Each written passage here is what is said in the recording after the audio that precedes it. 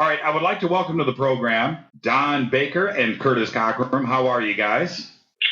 Doing well, thank you. How are you? Anyway, welcome to the program. I've been announcing all week the circle and how we met at Contact in the Desert, and I was able to see the trailer there at Contact in the Desert, and I think you knew that after speaking with Rita and some other Fadernauts that were there that Dyatlov Pass is one of the stories that we talk about all the time on the show. I've had different investigators on, different researchers. I've had family members on the show talking about it from Russia. And it is just such an important story, not only about how it happened, where it happened, and when, but also that it's unsolved. So, Don, let me throw this over to you, and welcome to the program. Don, you wrote the screenplay. How did you first hear about Dyatlov Pass, and why is this such an important film to make?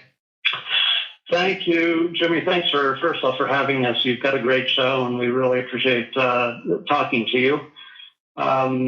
We heard about this story. A friend of ours, of Kurt and mine, a mutual acquaintance, actually, he grew up in Russia.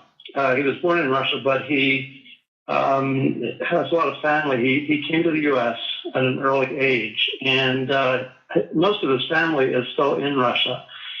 And this gentleman has done a lot of, his family has been involved in politics in Russia and in the diplomatic corps there. So he has a lot of inside information. And this is a fascinating story, as you know, certainly in Russia, but all over the world.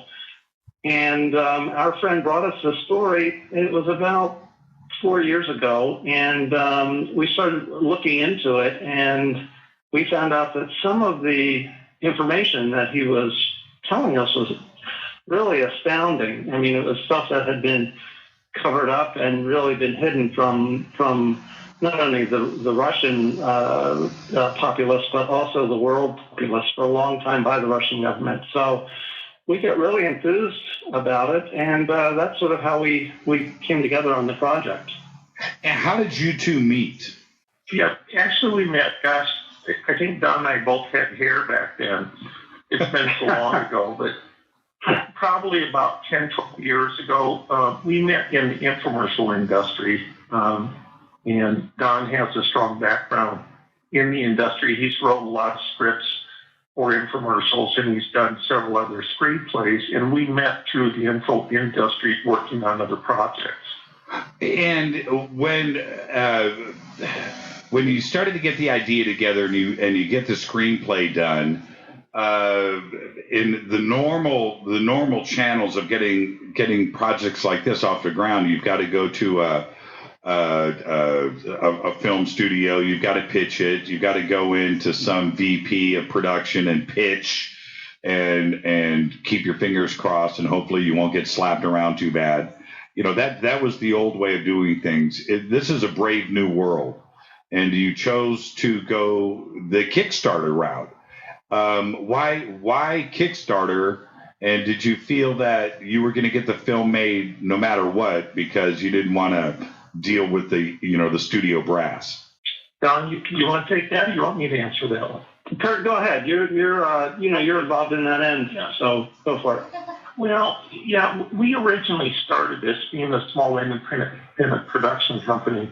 We're very limited in funding and that type of thing. And we took this to a few equity investors that were fascinated with the story and wanted to help. And they gave us some developmental money to get this off the ground. We chose to go to Kickstarter because Kickstarter has become this incredible platform for people and small companies and businesses and individuals that have these creative projects that they want to launch but don't have the funding to launch it. So we've spent the last almost year preparing and getting our Kickstarter site, promoting our story, and going to various events like Serial International a couple weeks ago, Contact in the Desert back in August, and getting the word out that we have just launched our Kickstarter site. And we're trying to come up with this much of the production cost for the film as possible. And in addition to that, we'll probably get some more equity funding, but we really need the support of the public out there that's interested in this story. And, for us, this story, it kind of touches home. We all have teenagers. These were 9 young college students that were victims of a terrible tragedy. And, their families to this day still don't know what happened. These kids have been kind of forgotten, and we all have kids, and we'd love to see the story come out. And this is our interpretation based on a lot of research that's been done, what we believe happened on that terrible evening. Who's let's get some quick questions out of the way. Who's directing the film? Nick Gaitages. And where did you find Nick? Well, as you know, Hollywood's a very small industry, and a lot of people know everybody. Nick was highly recommended to us by one of our entertainment attorneys. And Nick was born and raised in Vera, Greece, and migrated to the U.S. And he attended the Lee Strasberg Theater and Film Institute in Los Angeles. He's an incredible, passionate individual, and when he heard about the project and met with him, we just felt we had that chemistry and could really collaborate and work together to bring the real story out. Nick's been worked with some Oscar-nominated editor Christopher Greenberry, and Nick was involved and collaborated with him on films such as American Beauty, Something About Mary, Dumb and Dumber. So he's worked on some pretty popular projects, and he also produced and directed and wrote the award-winning Without Borders, distributed by Village Roadshow. Right. Saw that. That was actually great.